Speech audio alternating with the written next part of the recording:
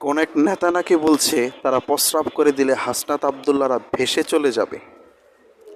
তারা প্রস্রাব করলে হাসনাত আবদুল্লাহরা ভেসে চলে যাবে কিনা সেটা জানি না, তবে হাসনাত আবদুল্লাহদের কারণে আওয়ামী কিন্তু বিদায় হতে বাধ্য হয়েছে। আমার জানার বিষয় হচ্ছে, যাদের কারণে আওয়ামী লীগ ভেসে চলে গেল,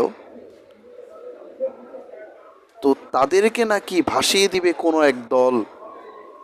প্রশ্নটা হচ্ছে, এই 16 বছর আপনারা প্রস্রাবকে আটকিয়ে রেখে নিজেদের কিডনির সমস্যা কেন বাঁধালেন বলেন তো?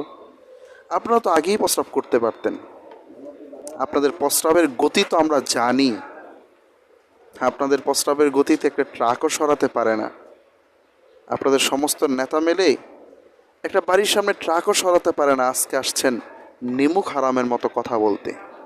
আপনাদের মতো হাজারজন নেতার চেয়ে একজন হাসনাত আবদুল্লাহ অনেক ভালো।